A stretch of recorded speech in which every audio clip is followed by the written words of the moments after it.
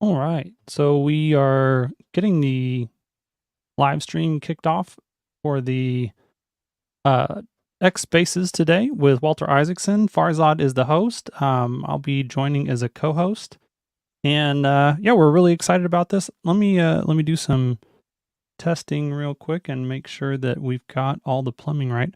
Right now, I don't hear anything on the Twitter Spaces. Let me just double check.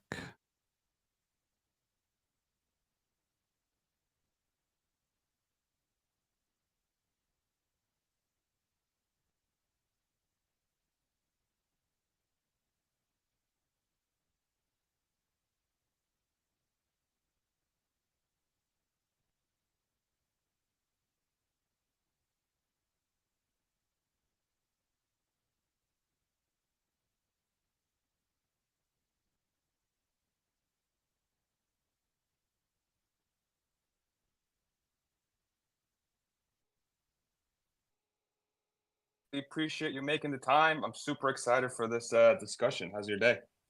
My day's been real good. It's been a Saturday, and I have only doing you as the media, except for occasional calls to Portugal and Czech Republic, where it's being published this week. So it's fun to be with you. Well, that's awesome. That's an honor, and truly, I And I see what I Hans is there too. Thank yeah, you. Hans is here as well. Hans is has been extremely helpful in helping me co-host events before. Yeah, I'm really excited to sit down and again, it's just such a treat to have you make time and speak with us. I think what we'll do for this format, just to make sure I don't go. I want to be super respectful of your time because I know your schedule's got to be absolutely jam packed. If you don't mind giving me like a 10-minute warning when you think you're hitting your deadline, just to make sure Can that those on the Sure, YouTube live sure, but stream just I want a confirm lot whether or of not people to you be can able to hear the ask questions. spaces Look, for this me in is the comments, the please? community of people on Spaces was the community that helped me shape the book, and I want to be respectful of everybody who's on this, so that I'm not going to rush through it. I'll try to take everybody's questions and comments. That's awesome. That's awesome. That's why we like you so much, Walter. You're just great. Not true, but I try to be helpful. That's awesome. So I guess tell me, just to start, and before we start getting some folks up here, I have a few questions I would love to pick your brain on. As far as the difficulty of writing the book, you've written some great biographies, some great pieces over the years. What was the sort of the difficulty level or the amount of effort that went into putting this thing together over the last 2 years and covering Elon versus everybody else? Did anything stick out from a process perspective as a writer that you would like to talk about? Well, it was more exciting than any ride I've ever been on. And of course, I began the ride a couple of 2.5 years ago, just when he had become the person of the year at Time, and Tesla sold about a million cars, and rockets were being blasted off and landed and reused, and he had sent more mass into orbit than everybody else combined. And I'm thinking, this guy is really on a roll, and it's going to be a very great book, or focus book on batteries and cars and technology and rockets.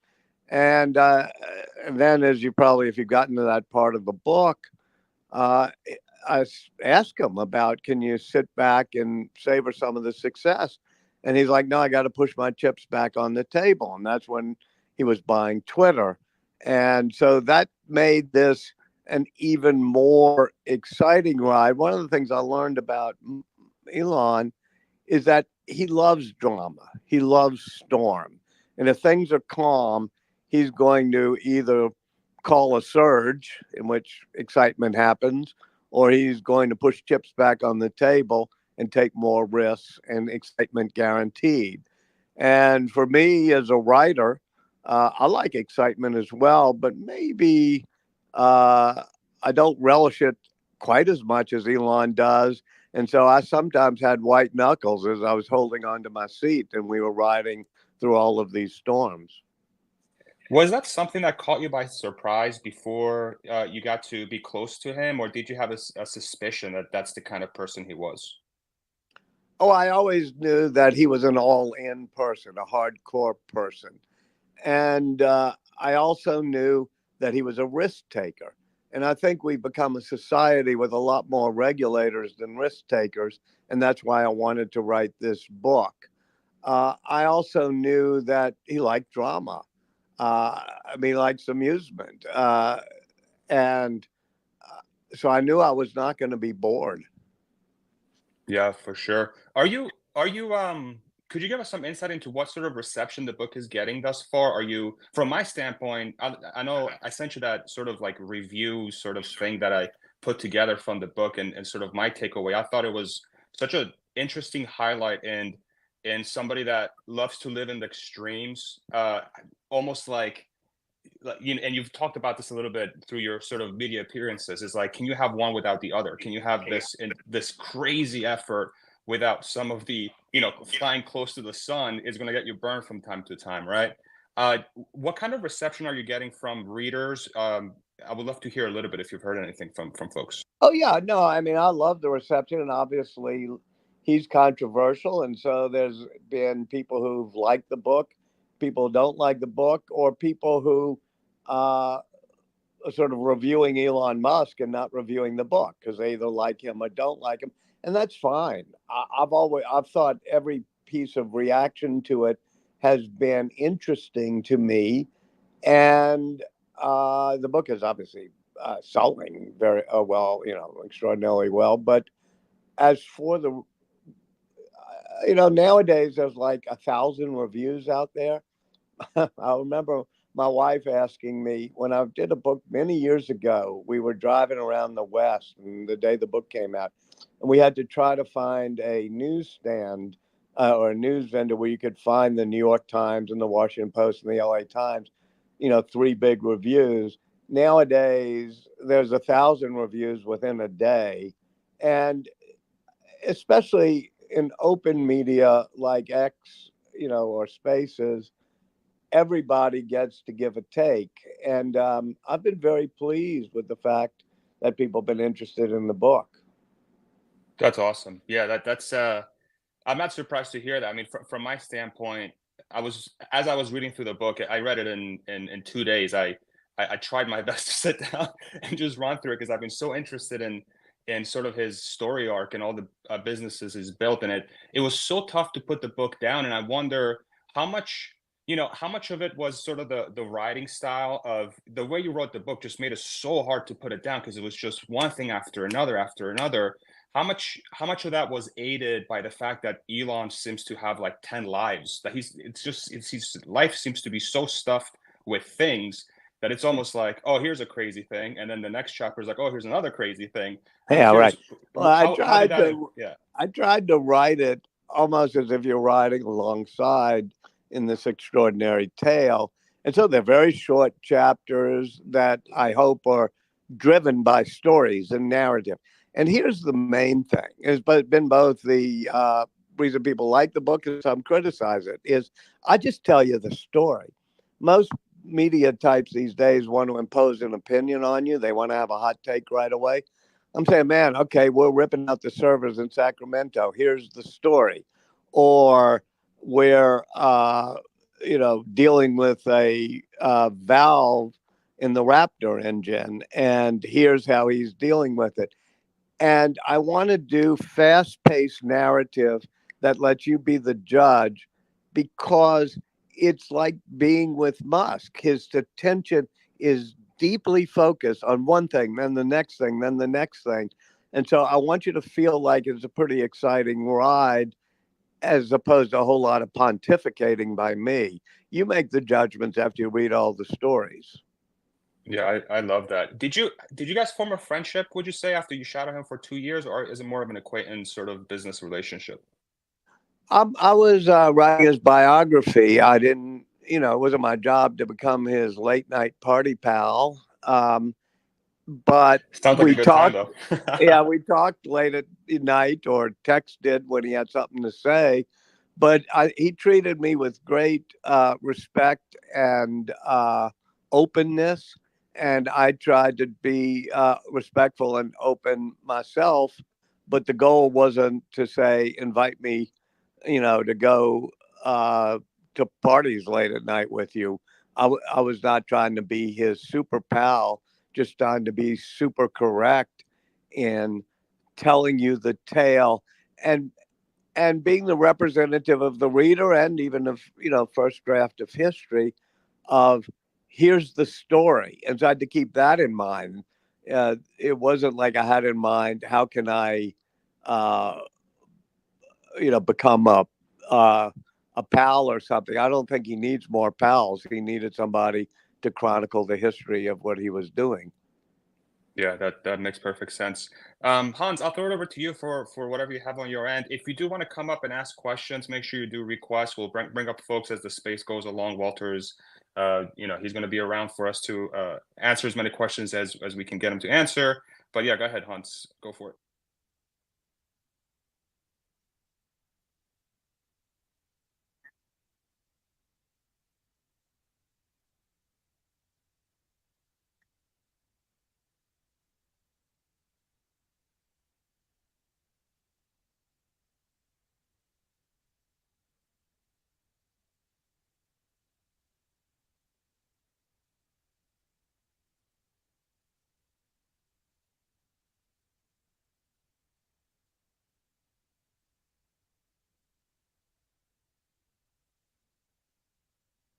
Thank you.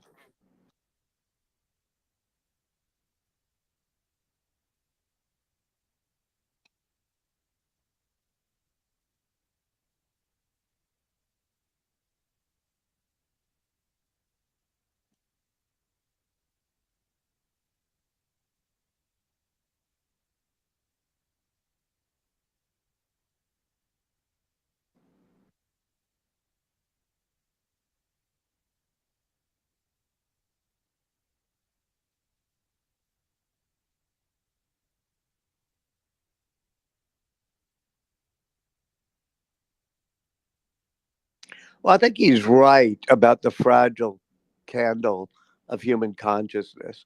We don't know that anywhere in this universe there's anything like consciousness. And one reason we don't know is because if there ever was or is such consciousness, uh, they've not become multiplanetary enough to survive whatever may happen or to explore the universe. And at first, when he talked about the need to protect the flickering flame of human consciousness, I thought he might be doing that as a pep talk to his SpaceX team or as you know, the type of thing you'd say on podcasts. But the more I heard him say it, the more I realized that that was a deep drive that he had, along with making sure that we have sustainable energy on this planet.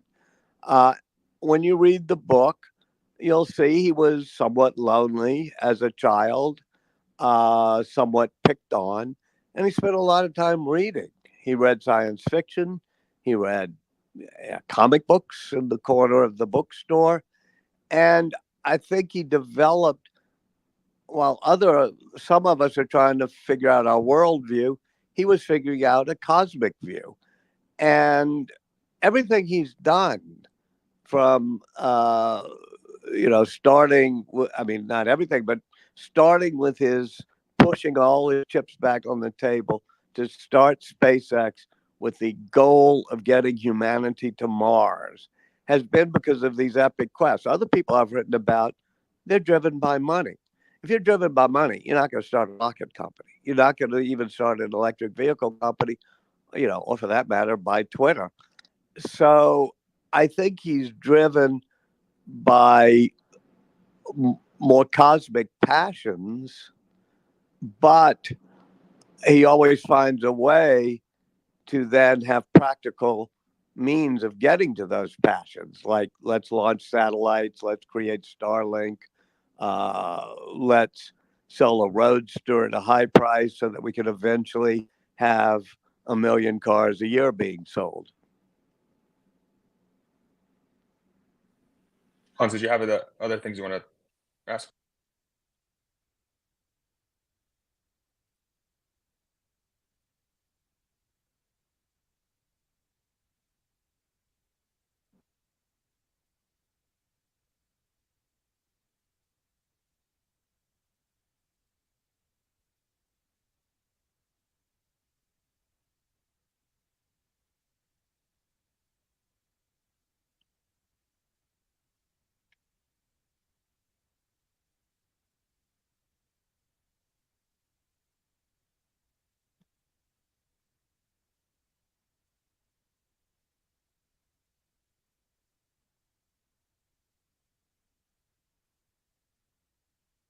Well, let's make clear that all of us, or at least me and probably most of you, get into dark moods at times. We get triggered. We get either depressed or we get seething. I think, as with anything with Elon Musk, it's probably one order of magnitude greater than most of us go through, whether it be the epic things he does or the moods that he has. I think his father also had those type of mood swings where he would at one point be jovial and funny, and then this is in the early chapters of the book, and at other times be cold and berating and scarring. I think what generally might set Elon off is when somebody's not listening, or somebody says something can't be done, or somebody uh, they challenge him but not have facts. And so many times he, stunned me by knowing 10 times more facts than the expert or the analyst on his team who was telling him that something was going to be a problem. And so I could often see in a meeting uh, or walking along the factory floor, which happens so often, whether it's the beautiful gigafactory in Texas or in Fremont, something would be happening bad on the line, and somebody would not know even how to open up the console and get it working. And Musk would just say, I'm going to stay here until we get this console open. And then he would rewrite the code or he would speed things up. So I think if you don't quite know what you're doing and you're confident in wrong, I don't think he minds it when people are wrong. I think he minds it when they're confident in wrong. That makes a lot of sense. I think as I was sort of reading the book, it's sort of like that was one of the things that really came was very clear, is that he almost has very low tolerance for folks in that respect, and if I think back to my jobs that I've had in the past, I mean, certain folks will have, either higher tolerance, or they don't really they take you for your word because they may not have that 10x knowledge library in their head. But I do wonder, like, maybe this is like a personal opinion category. You're free to say it or not. But do you think if Elon was slightly softer around the edges, do you think he would get? Do you think he would be more effective, or do you think he's just his way is his way, and that's why he's so effective? I would love to hear your thoughts on that. Well, that's what the book is about. And in the end, I asked that question. I'm not sure I answer it fully because I want the reader to think about it, which is Antonio Gracias, one of his close friends, saying, I wish we could have an impulse control button so that when he tried to, send out a post, or was about to do something, there'd be a way to soften the edges a bit, let's say, or hold it off. And I kind of ask, yes, that would be sweet, but would a restrained Musk accomplish as much as a Musk unbound? Is a key to his success the fact that he's intuitive and impulsive and sometimes shoots off rockets and leaves debris in his wake? And, you know, obviously, even he would say that he wished he didn't stab himself in the thigh or shoot himself in the foot quite as often. But I think that if he were much more polite and polished, as you quoted the book, and a lot of the people who helped me understand him in the book say, if he had a lot more empathy for the people right in front of him, maybe that means he would care. It was almost egotistical. He would care too much that they were feeling love for him or something, as opposed to caring about the overall enterprise and the overall mission. So you've put your finger on the theme of the book. And yes, if you could recreate the simulation and be the overlord of the simulation, would you create a character who could do everything he has done, which is an astonishing amount, but also was softer on the edges and sweeter to the people in front of him? Well, that would be a pleasant simulation, but I'm not sure that it would fit into the rules of the game. Yeah, that makes perfect sense. I'm going to start bringing up some folks that have requested to get some questions in here to make sure that we get the folks represented on the board. If you do want to ask a question to Walter, make sure you hit that request button. Let me ask a quick question, and then Hans, if you have another one, we'll go with you, and then we'll start with the round with the panel. Now that you've been sort of next to his side for the last couple of years and have gotten really close exposure to the type of person he is, what makes him tick. I would love to sort of get your opinion on this. For those of us that have been following the sort of his businesses, his persona in the media for the better part of a decade, at least I'll speak for myself. I feel like the mainstream media at very often, I feel like unfairly covers him and his businesses. And again, if you don't want to sort of provide personal opinion, it's completely up to you here. But do you feel that after being close to him and sort of seeing what was written about him and his businesses, do you feel like there might be a negative skew, or do you think that's just it's fairly covered and it's just what media is? If you have any thoughts there. Well, let me first cop a plea that if you're defining the mainstream media, I'm a avatar of that. I'm an example of that. I worked at Time Magazine. I worked at CNN. I worked at the Times-Picayune in New Orleans. I'm about as mainstream as you get, and I try to be open-minded and be old-fashioned in a way as a journalist, which is it's not about me having a knee-jerk opinion. It's about me trying to get the story right and trying to give you the narrative and allowing you to form an opinion based on the actual stories. I think nowadays, not just the mainstream media, I'm not blaming my old colleagues at places like that. I think all over, there's now more of a tendency to give a hot take, to have a really sharp opinion, to be controversial and opinionated than there is to say, well, this is complicated. Let me try to get more facts and try to get a narrative that is true. And I think that's part of our digital age, our cable TV age, our talk radio age. And it's disappointing to me that so much journalism and so much commentary has been so opinionated. And one of the criticisms of my book is that I'm not opinionated enough. I just had access to Musk and I try to tell the stories right. I think that's a fine criticism. Everybody can, throw in That's their like a own medal or a opinions and think trophy. they're important. But I think there's a problem in media today that it's based too much on shouting talking heads on cable, on talk radio, and on social media. I think if that's your primary criticism, I think that's a trophy.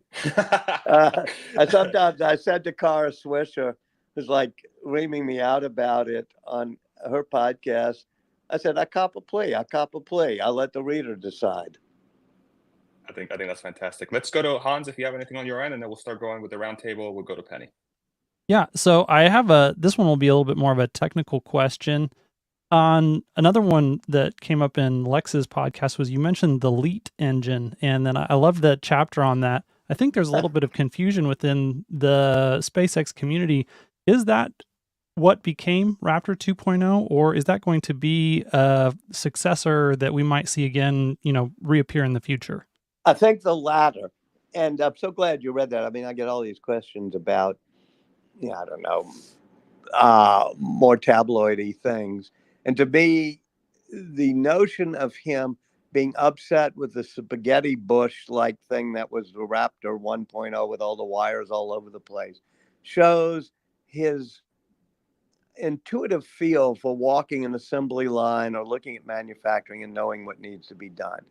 And so he orders this radical simplification that he says, I don't even want it named after another falcon or another bird. I don't want it to be Raptor or Merlin or Kestrel or whatever. And he calls it LEAT. And I'm going to leave it to you right now to break back in and tell the listeners what LEAT is, because it's actually, I now forget it's in the book, but it sounds like LEET, but tell them what it is.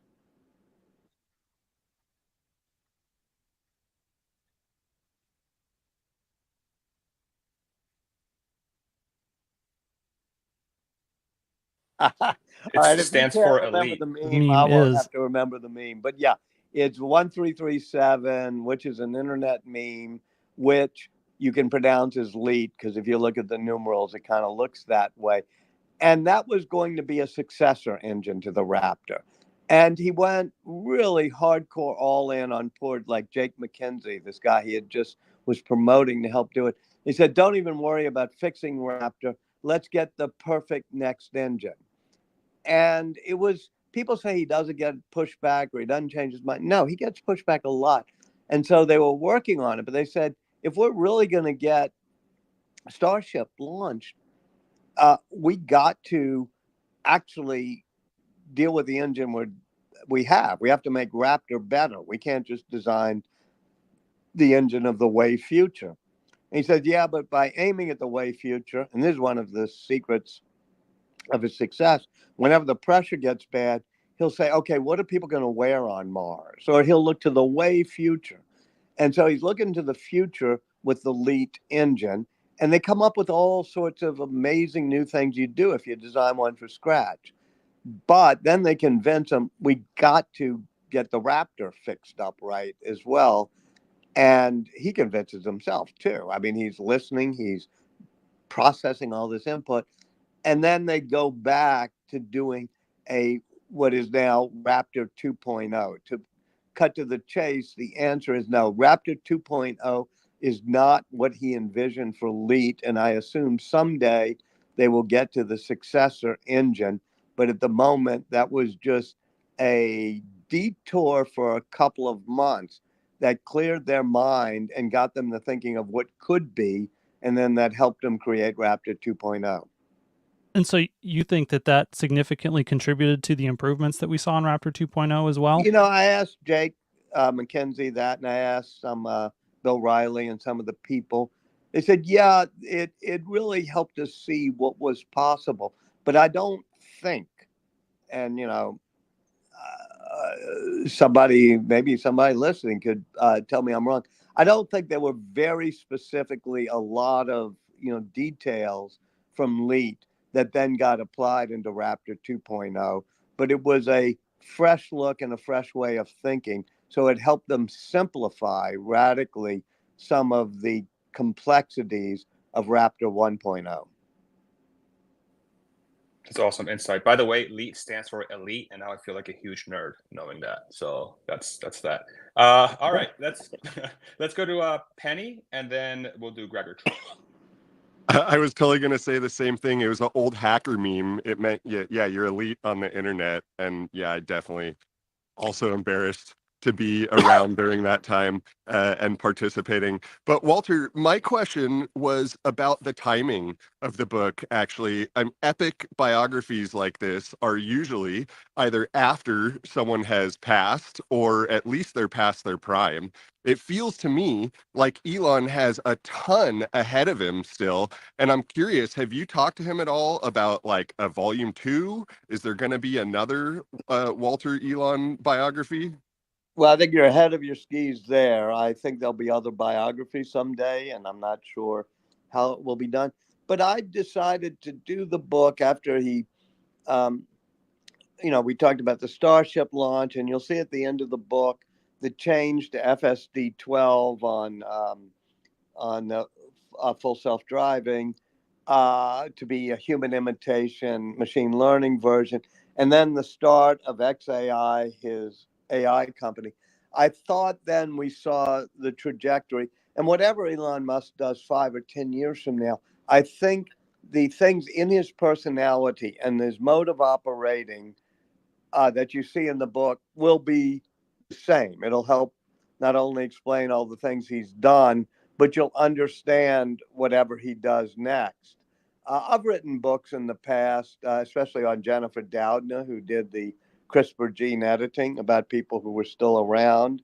But you're right. In this case, I had to say, we're going to end the book, and I think you'll be able to get this guy. And you'll also see where he's heading with real world AI, not just large language model, generative AI, with Starship, and with a global car for Tesla.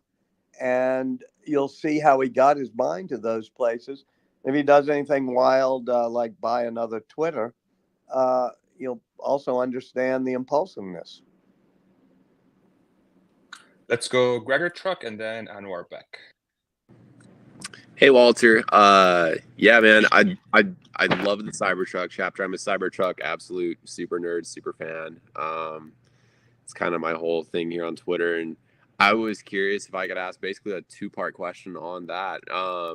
One of the cool parts with that chapter was when you mentioned that Elon came in for the Friday meeting, the weekly design center meeting, and he saw the iteration of Cybertruck that we have all come to know and see that is now about to go on sale. Were you physically there when that was unveiled to Elon? I was not at the meeting where it was unveiled, although I have been in Franz's room, the design room with Elon, when they unveil it, at different times, when he shows off each new iteration. And, I do have very detailed source notes in the book, so that clearly things that happened in 2017, 2018, I'm not there, but I tell Franz or others or Elon, please just describe that scene. And I try to get 3 or 4 people describing it to me. So, yes, I've been around him, especially when he's figuring out the properties of stainless steel and how that's liberating when it comes to creating an exoskeleton for the Cybertruck and, of course, for Starship. And joking about, I love stainless steel so much, maybe we should get a hotel room together. And I think that materials science, intuitive feel he has, when they're saying, no, doing this out of stainless steel is not going to work, say, no, it's going to liberate the design as well. It's going to let the future look like the future. And of course, I've been with him some with his beautiful son, Isaacson, who, as you probably know, is autistic, but wise, or autistic and wise, I should say. And he was the one who said, Dad, why doesn't the future look like the future? I love it. So then the other end of my question was, I mean, as you've been there by your own admission as well for different weekly meetings at that design center, did you see the other iteration of Cybertruck that was, you could call it version 1.0, I guess, that they made?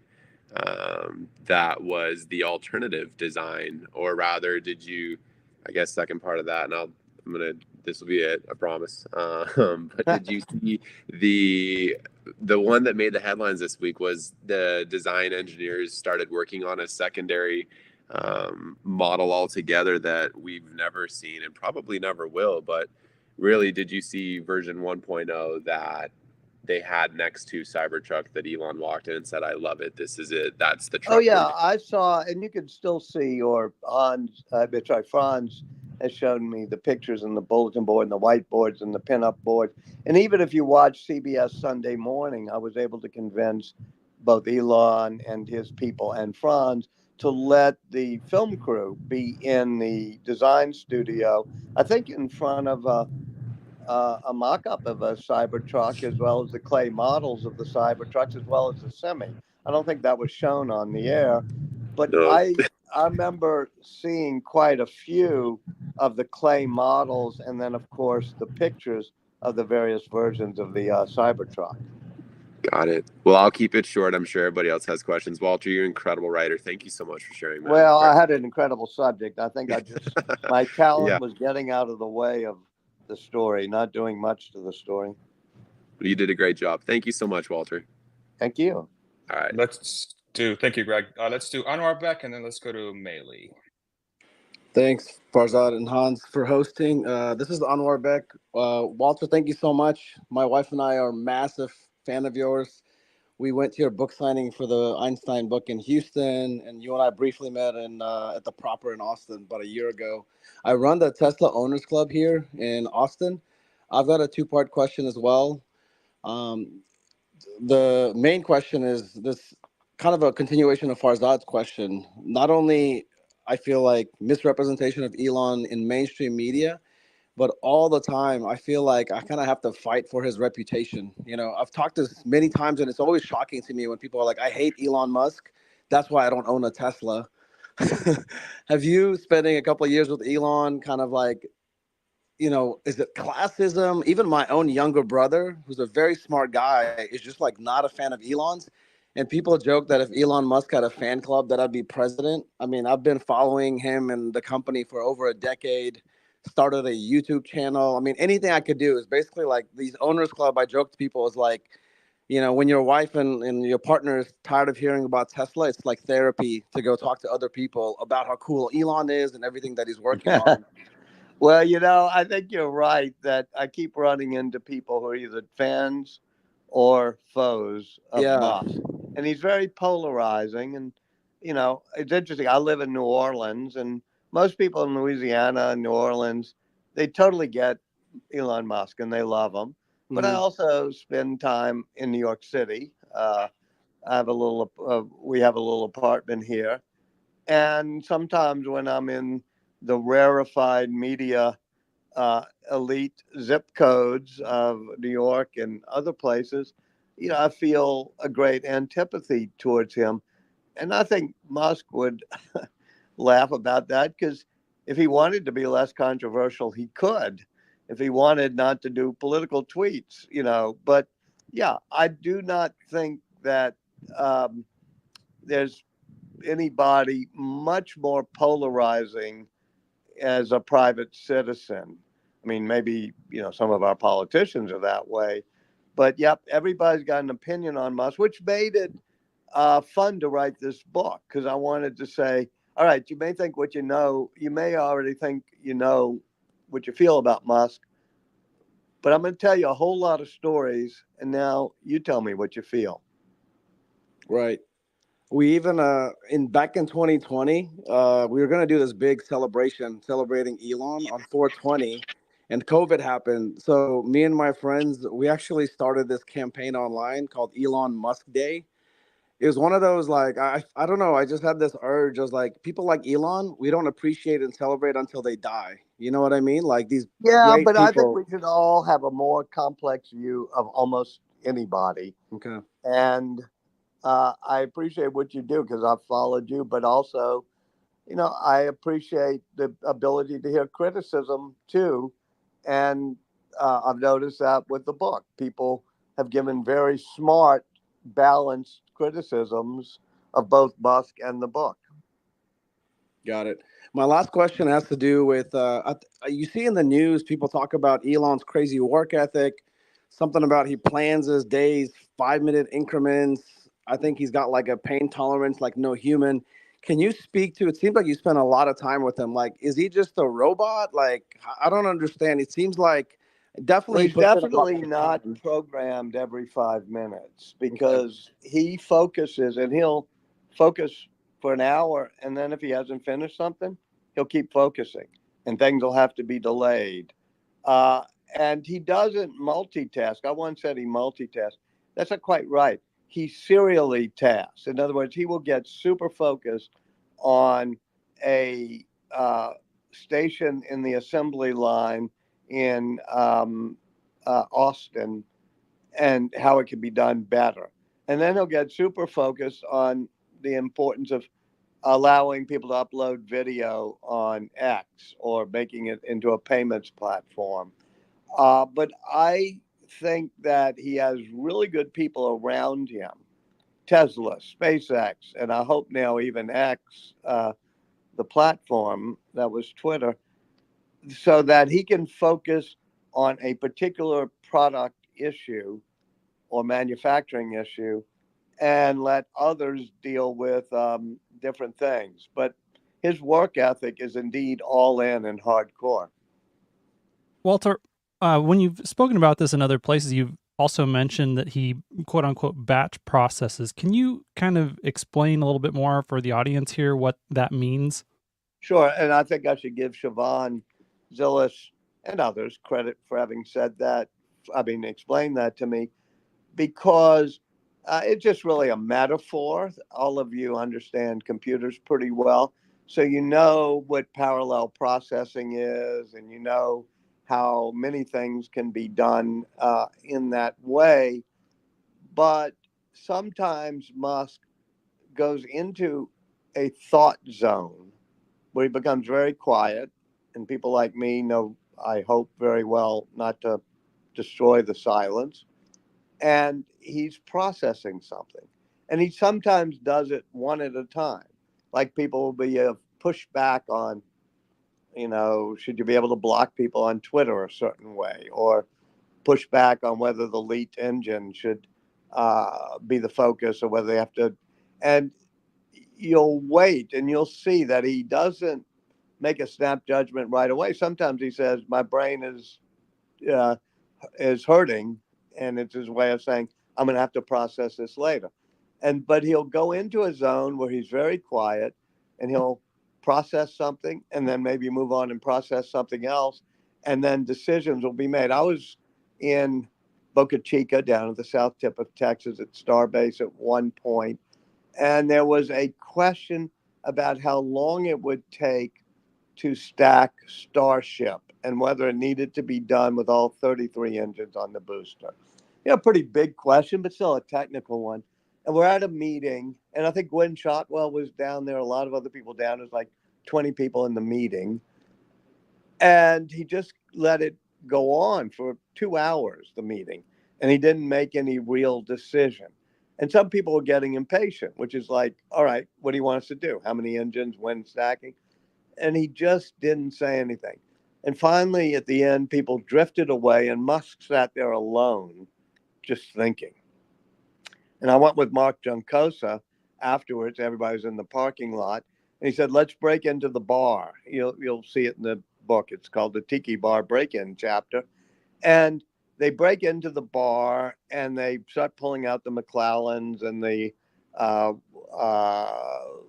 Woodford Reserve and Buffalo Trace bourbon. And it's about 3 in the morning. I think the timestamp is in the book itself. Suddenly I get a text, and he says, it can be stacked this way at this time, and we don't need this many on B7, meaning booster 7. And I had to show my phone to Jim Cosa or Jake McKenzie and say, what does he mean by that? And then they said, well, he's processed it, and he wants us to have it stacked by midnight tonight without all the engines on the booster. I know I'm getting boring with this long story, but it's his way of having taken a couple of hours on his own, processed everything, and then just sending out, here's the answer of what we're going to do. And he turned out to be right. All right. Let's go Meili, then Mel, and then David. Hey, thank you so much. Like others, I have 2 questions, so I'll try to be quick. Walter, I love your writing style. I know at the end you said that Elon didn't have any input before the book was launched, that he didn't read it before you released it, and that he wasn't able to make any edits or anything like that. Did you get any feedback from him after you launched your book? Did he read it? Did he say anything? No, he jokingly said on this platform that, he's made some comments about parts of the book, all of which seem to be rather favorable. Or he says that's accurate, but this or something. And then he joked on the platform that he hadn't read the whole book because Walter told me not to, which I think may be true in the sense that I kind of said, I'm going to do this book. You got to give me all this access, but I don't want you to try to control it. And I figured, don't read it right beforehand, because who knows, you might not like something. But I think it's fair, and I think he thinks it's fair. He just hasn't given me, big old feedback on it. The fact that it's pinned at the top of his stream probably says a lot too, right? What's that? The fact that he has your book pinned to the top of his X stream probably says a lot too. Wow. Yeah, I guess so. I didn't. Yeah. Okay. Well, I guess it doesn't have an insult there, does it? Definitely doesn't have an insult. Okay. Well, then, I think he's a very open, very self-aware, very transparent person. And I think he knows that I wasn't going to get everything right, but that my mistakes would be honest ones, and I'd correct them if I made mistakes. And I think he's used to people who twist the truth a bit in order to form an argument, and I think he felt that I came in without an agenda other than to tell the story. I love that. So I have a question for you. As a reader, reading, from the beginning of SpaceX when rockets are blowing up and it's not working and he's on his last rocket before he goes broke, all the way up to these like incredible launches like Freedom, launching 4 humans to the International Space Station in a SpaceX rocket. As a reader, it was awesome to read. I've never seen a rocket launch in person. What was it for you to see these rockets live launching? I can't even imagine. I'll tell you what I think is a sweet story. I hope I'm not. My daughter loves rockets, and she lives with a boyfriend who is an engineer at Google, and they just love SpaceX and they love rockets. And I went down maybe 6-8 months ago. Kiko Donchez, who you all know, who runs the Cape Canaveral operations, technical operations for SpaceX and for Elon. And I said, I want to go down to see this particular launch they were doing. And can I bring my daughter and her boyfriend? They're in their early 30s. And he said, wow, sure.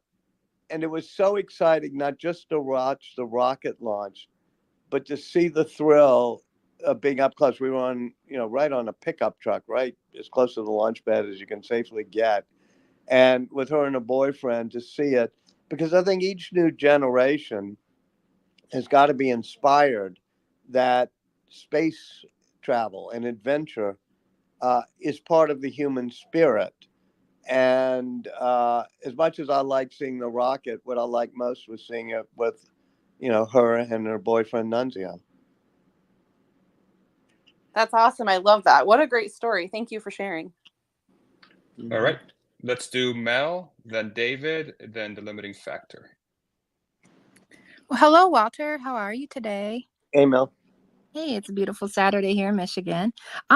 Somebody already asked another question I was going to ask. So, being a fan of space flight and everything, I was really taken by the risk that I guess the icons of my era, being an 80s child, are Steve Jobs, Woz, and Elon. It's kind of ironic you wrote Steve Jobs' book and now you wrote Elon's book, which I love Jobs' book. My question was, it kind of confirmed like a lot of things about him, like his full fast approach, in building the rockets and taking risks and blowing things up, and how it's unlikely that NASA or Boeing, through the government appropriation, would take those risks, and the public partnership. And look how far it's got us. So, I mean, it blew me away. And I have a 16-year-old who's absolutely obsessed with rocketry and SpaceX. Well, that's great. And I do think that we got to raise a new generation that knows how to balance the need for taking risks and also being safe between, having referees and regulators, but also people who challenge each rule. And it is surprising to me that both Elon Musk and SpaceX, that they got a contract to be able to send astronauts to the space station. But so did Boeing, had a cost plus contract for a space launch system.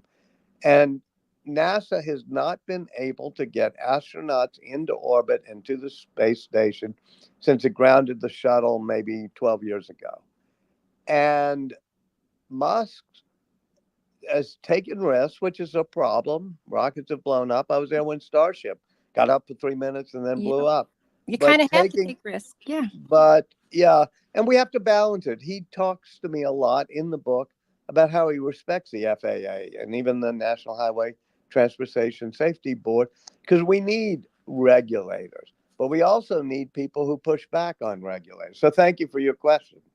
Oh, no, thank you. And the next generation, and I hope my son will be one of those next explorers. So thanks for taking my question. Thank you very much. Awesome. Let's do David, limiting factor, and then Brian. And then we'll do a death match between Brian and Ned and figure out who's the more handsome one. I mean, isn't it obvious? Not from your profile pictures. I Zing. Farzad, Hans, thanks for hosting. Walter, pleasure to meet you. My question is, Elon's tolerance for pain and stress is just clearly exceptionally high. I'm interested to know what insight did you get into how he handles Crew Dragon missions? You know, because strapping humans onto a rocket and sending them into space is pretty intense, even for Elon. This is no joke. And I'd be quite interested to hear from a perspective of the run up to launch, any interactions with the astronauts, and then create safety critical. Good questions, Hans. And yes, you're right. It is different. And whether you're shooting off the first 3 Falcon 1s or shooting up the first Starship, he'll take some risks, and there'll be some debris that falls in the wake. But when there's a run up to a human mission, I've been on those calls, and he goes at great length for exactly what is the risk. And he says the same thing every time, which is if anybody has any qualms or anybody knows of a risk that's being taken that we shouldn't take, if anybody has any reason to believe that we need to delay this mission or change something, you better speak up, please speak up. And he, of course, whether it be Jarek Eisenman or any of the astronauts he sent up, he'll go there and he'll meet with their families, and he knows the burden he has. And yeah, there's always a risk. You know, the shuttle blew up. There's been risks in the Apollo program even, but he has tried very hard when it comes to humans. He knows the difference between taking risks that could pay off because you'll learn something from an explosion and not taking risks because there's a human life involved. Limiting factor, Brian, and then Yana. Yeah. So, Walter, first off, I just finished the book about an hour ago. I really appreciated the way that you kept yourself out of it as much as possible, and it was a well-balanced book. So, especially on a figure that's as controversial as Elon, it made it that much better to have it so well-balanced.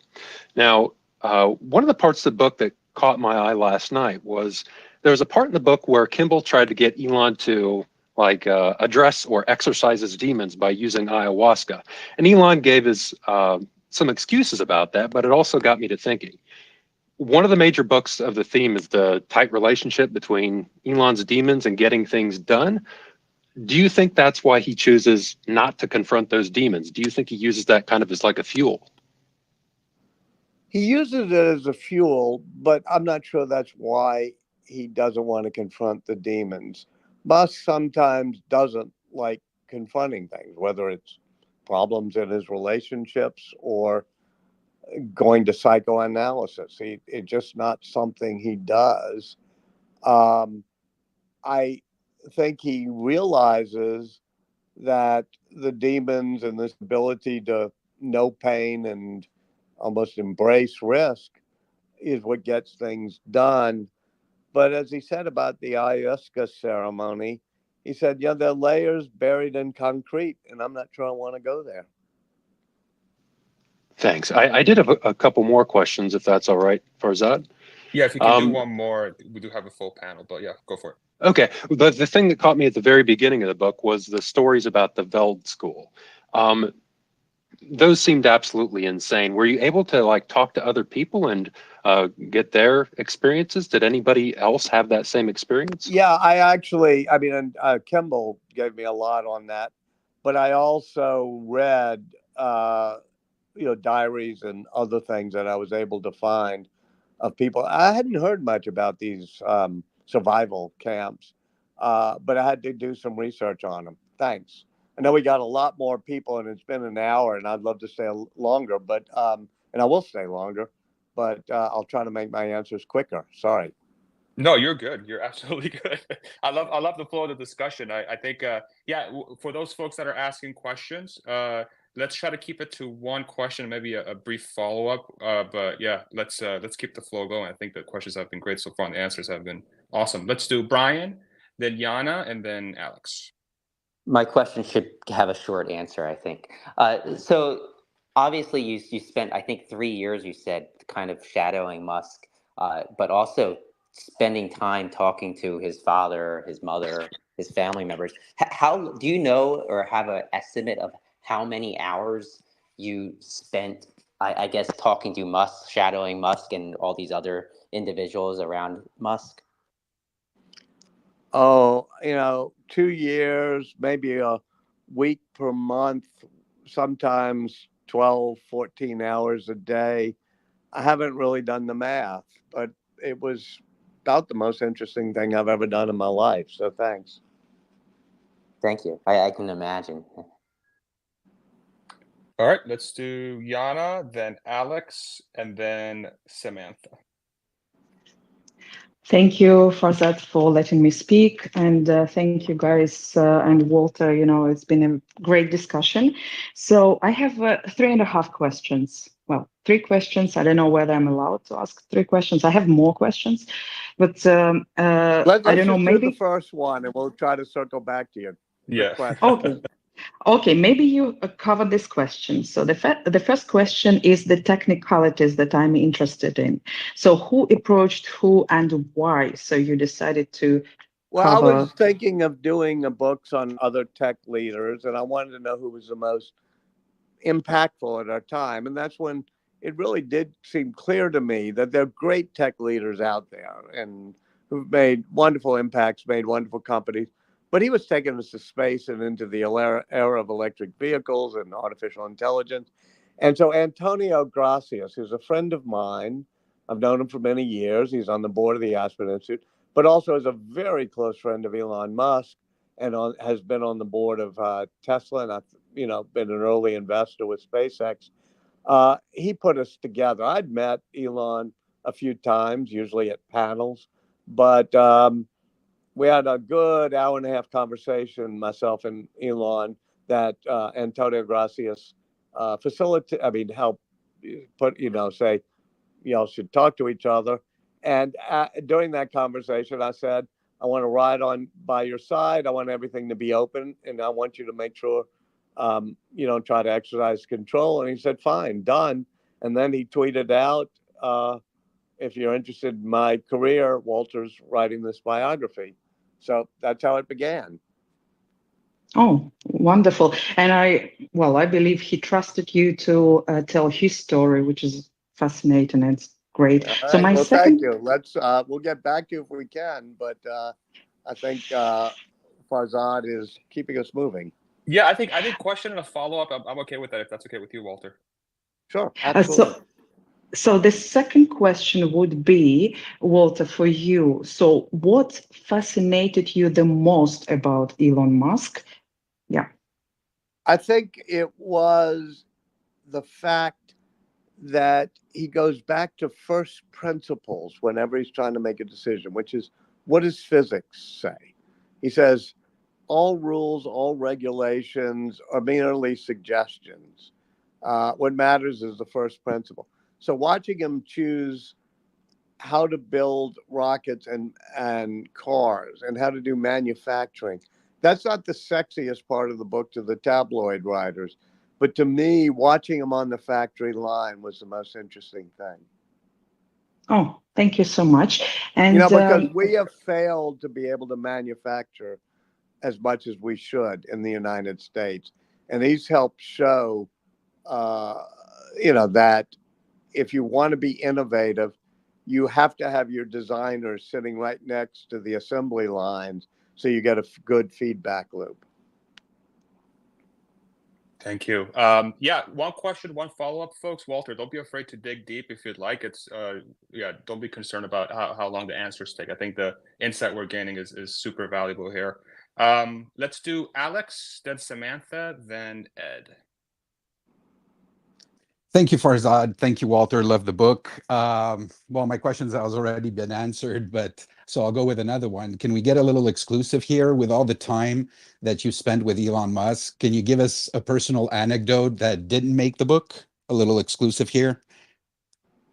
Oh, let me think. No, I mean, if it was interesting, I really put it in the book. And the few anecdotes I left out tended to be things that would be so painful, especially, say, to people under the age of 18 that I thought that the enlightenment it might give to the reader did not justify a way that might be hurtful to a more innocent person. Uh, we did talk a lot about the assembly line that's going to be done for the new global car. And one of the things he said was, he was obviously going to do it in Mexico in this new plant that they're doing. But he said, I've got to move it to Austin, Texas, because I want the designers of this robo-taxi and next generation car to actually be part of designing the assembly line, and then every day to be there next to the assembly line watching how it works. So that'll be moved to Austin. Also, there were some things when I'd be talking to him on his views on geopolitics, but I think that he is now talking quite a bit to the officials in Washington, whether it be on use of Starlink or on China policy, whatever. And I think even though he's very impulsive, he realizes he shouldn't do things without consulting with the administration. If they want him to sell Starlink to the military, he's going to do so that they have control over it. Or if he's got some idea, he's going to explain it to them before he does it publicly. Thank you. I was just wondering if you had a personal anecdote of yourself as a biographer shadowing Elon Musk, not necessarily something from Elon Musk's life, but what you went through that didn't make the book, because the book is not about you, it's about Elon. But if you have one, it'd be fun to share. Well, the most fun I had was living in an Airstream trailer in Boca Chica, in the south tip of Texas, near his little house there, right on the block there.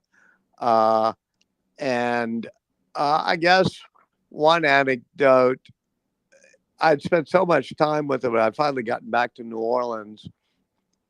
And then suddenly he texts me and says, I've got to talk to you, but we can't do it by phone. You got to come back. And I said, when? He said, the Ides of March 15th. I said, oh, should I beware? Thinking of the Shakespeare line.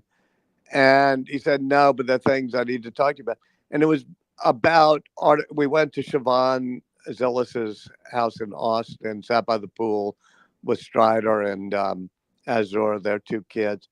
And he was talking about his compulsion to get into the world of artificial intelligence because he was worried that both Larry Page and Google, and by extension, Demis Hassabis and DeepMind, as well as Sam Altman and OpenAI, were not taking the safety issue strongly enough. So that was just a fascinating afternoon. Let's do Samantha. Awesome. Let's do Samantha, Ed, and then K10. Thank you, Alex. Hey, everyone. Privileged to be here. I'll get right to it. You've written a lot of books on polymathic type people. And I was just wondering, Walter, if you could share with us the core underlining traits that you've seen throughout everyone that you have written and studied about. I know that in the Leonardo book, at the end of the section, which is actually one of my favorite, my little feedback, I'd love it if you did it in all your books, but like learning from Leonardo, where you kind of you do a synthesis of what makes them great and how one can be like that. And so I'm just wondering if you have anything else to add about underlining traits that we could all learn from. I think that's a good suggestion. Maybe not do it in every one of my books, but I might do a book next just called Creativity, Learning from Leonardo and Elon Musk and the Masters, and try to synthesize the rules. One of the things you said was that they were polymaths, meaning they tried to learn everything. And, they were Renaissance men, as indeed Leonardo is the exemplar of that. And most of the people I've written about have been very creative because they tried to learn everything possible you could do about almost anything possible, especially Ben Franklin, Leonardo da Vinci. They love math and music and science and humanities. and so does Elon Musk. I didn't realize that that was such an important theme until Steve Jobs talked to me about, we talked about doing a book together. And I said, why would you want to have me do the book? And he said, because all of your books are about people who stand at the intersection of the humanities and the sciences, who stand at the intersection of the arts and technology. And if you remember any of the Steve Jobs product launches, he would always end with a slide that had an intersection of two streets, the liberal arts and technology. And he'd say, that's where creativity occurs. A lot of people in Silicon Valley are focused just on science and engineering and math and being coders. But I think people who are truly creative know how to stand at the intersection of the humanities and technologies, which is what Musk does, what Steve Jobs does, what Jennifer Doudna does. And that uh, uh, Leonardo may be the ultimate. That's what that Vitruvian Man drawing is all about. The guy doing jumping jacks in the circle and square. It's about squaring the circle. It's about math. It's about spirituality. It's about how we fit in the cosmos. It's a self-portrait. That's Leonardo himself, drawing himself. And it's about the arts and the sciences. So I would say that is a common thread that separates smart people from people who are able to think different, Steve Jobs would say. Yeah, I love that. I was saying interesting things happen at intersections. You're right. And it's actually I had started a group for polymaths, and I'm relaunching this fall. It's going to called Renaissance Revival, and it's after this exactly what you said, this intersection between humanities, arts, and science.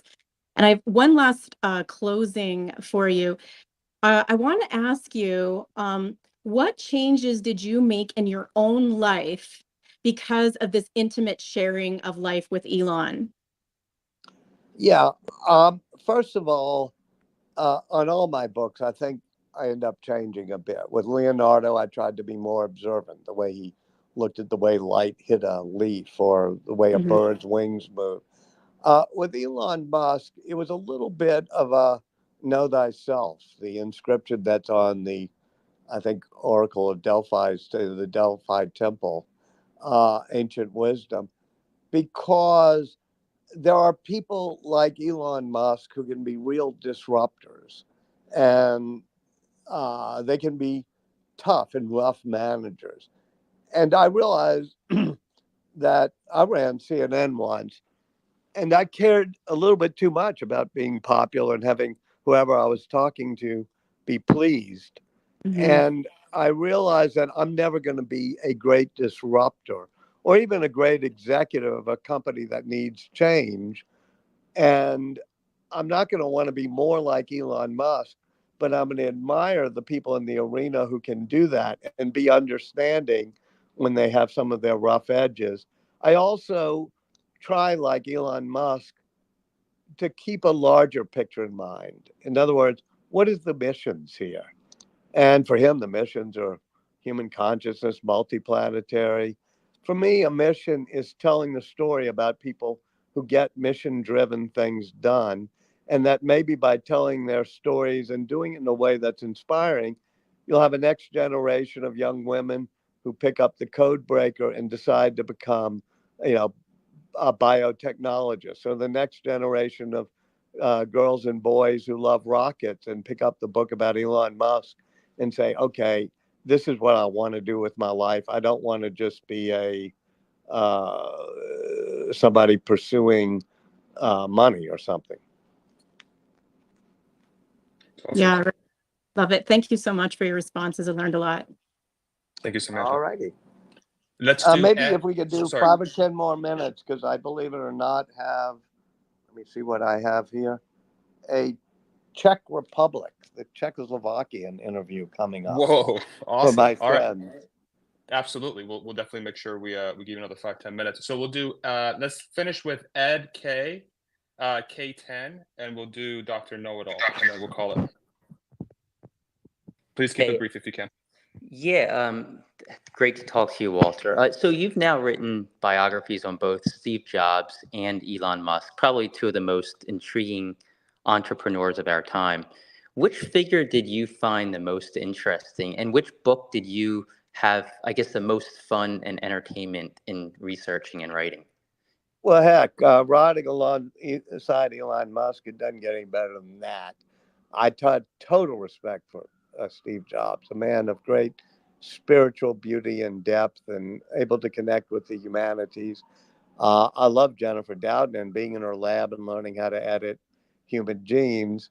And in some ways, both of those were a lot more relaxed than a week spent with Elon Musk. But I wouldn't trade that for anything in the world because I think the excitement, even the drama, is something that Musk relishes. He loves excitement and drama. And I realized too that even if, as an observer, I can get energized by it. So I wouldn't trade this experience for any of the others. So I'd assume that you'd say that Elon Musk was more difficult to research than Steve Jobs, too. Well, not really, because Elon was so open. Elon just said, "Hey, I'm going to be transparent." Elon said, "I got nothing to hide." So I actually knew 10 times more about Elon Musk than I did about anybody else I've written about, maybe 100 times more at times, just because I spent so much time with him and he was so transparent. Awesome. Thank you. Let's do K10 and then Dr. Know-It-All. Yeah, thank you, Walter, for making the time for us today. And I'll be quick just because I know you got to go. I love that you've chosen to stand in the intersection of doing a psychoanalysis of Elon Musk. I just want to know, as a historian writing on a living character, how hard was it for you to remove your personal opinion and voice from his biography, though in the midst of being around people and seeing a lot of the interpersonal relationships and hearing their stories? You know, my voice and myself occasionally are in the book. And I asked my wife for help on that. Like, am I inserting myself too much or too little? And in each stage of the way, sometimes I would be at a scene and it'd be like the Heisenberg principle, where just by observing it, I became part of the system, if you know what I mean, or affected the system.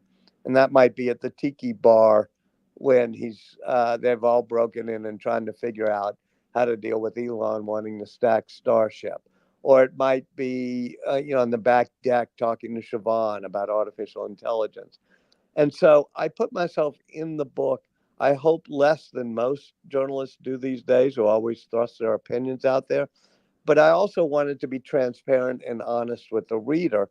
And if I was part of a scene, I tried very subtly. I didn't want to hammer it, look at me, look at me.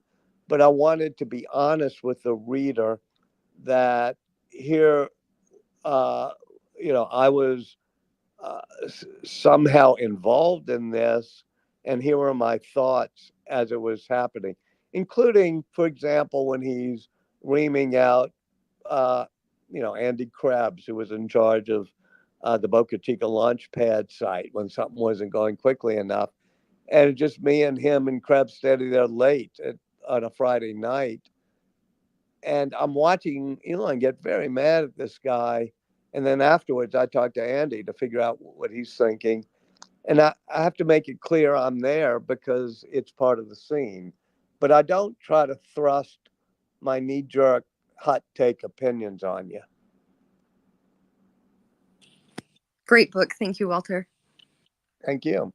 All right, let's do Dr. Know-It-All, and then we'll let Hey, Mr. Walter thank go. you. I guess I'm last in that case.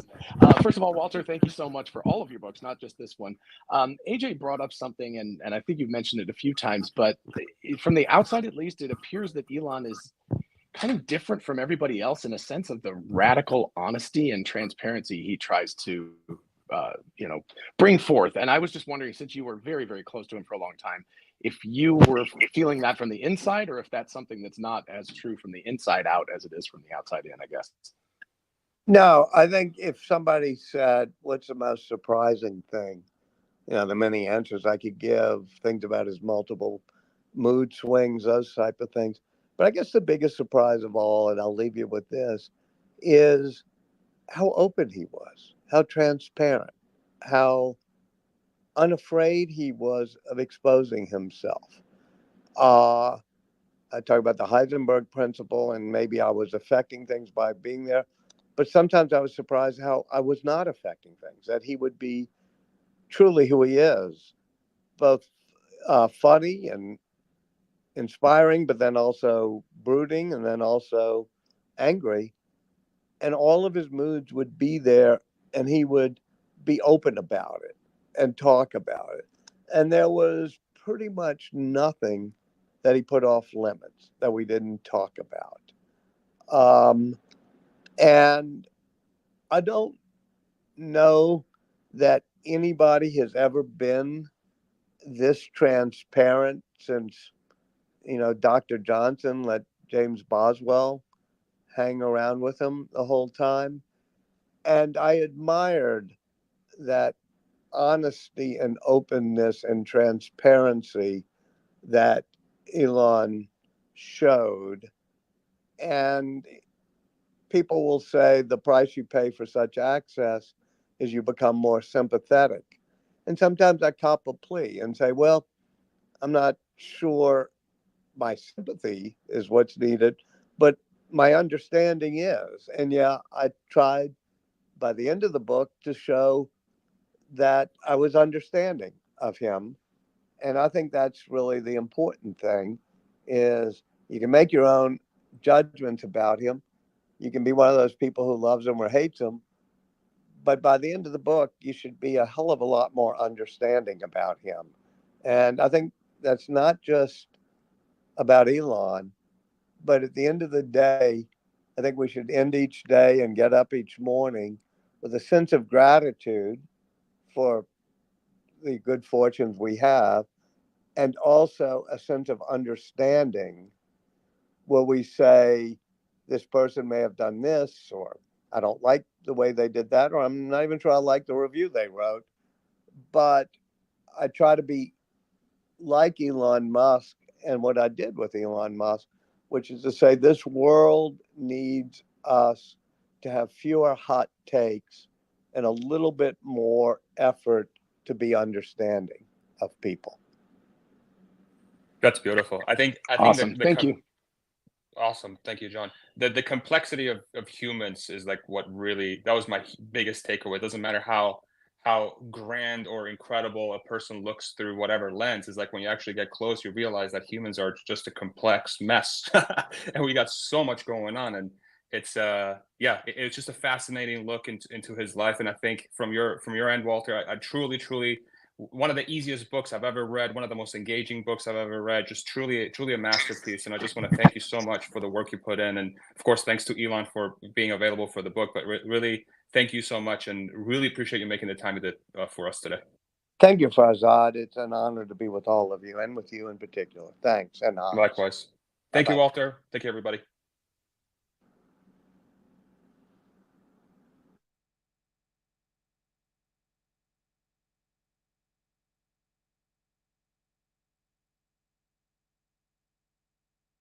Bye-bye. Thank you, Walter. Thank you, everybody.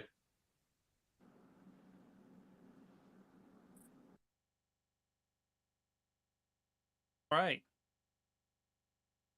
The space has ended, and that was fantastic. Yeah, I'm looking forward to, I think at some point, Farzad and I are going to go ahead and host another space, and we'll talk through some of the takeaways that we have from the book as well. Go a little bit deeper into the content of what Walter wrote. But I really appreciate Walter's generosity to spend the time with us today, answer so many questions. I had a blast. So, all right. I think I'm going to go ahead and end this live stream here as well. Thanks for hanging out with us today, and I hope that y'all learned something. Bye.